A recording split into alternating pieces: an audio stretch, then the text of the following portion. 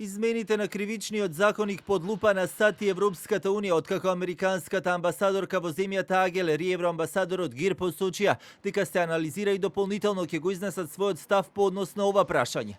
Правниот тим на американската амбасада ги разгледува. Јас лично не сум ги видела, така што не можам да ја искоментирам како што кажавме во соопштението на Стеј департментот. Потребно е да се следат процедурите на правниот систем на земјава. Европската унија се уште ги анализира последните измени во кривичниот законник кои во собранието на Република Северна Македонија поминаа со европско знаменце. Наскоро ќе излеземе со јасен став по однос на тоа. Во меѓувреме не стивнуваат различните толкувања на правната фела и аналитичарите околу последните измени на кривичниот законник, откако и денеска дел од нив ги изнесоа своите гледишта.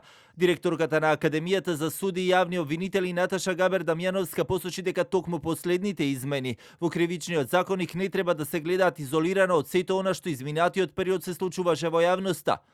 Мислам дека е навистина тоа за кој што треба да се анализира, да се позабават малце и судскиот совет, советот на јавните обвинители околу постапките за она што се случуваше.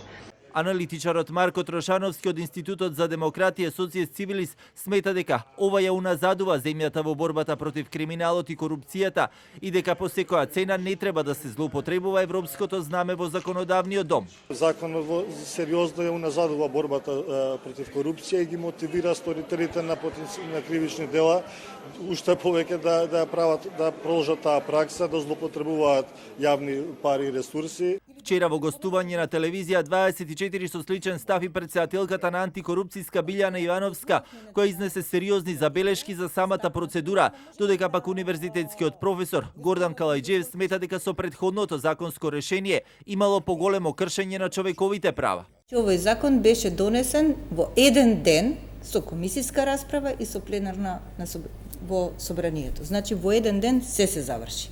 Тоа е молскавична брзина на донесување на закон по скратена постапка. Казната, строгоста на казната не е единствен, па дури ни главен фактор зошто ги почитуваме законите или зошто не правиме кривични дела.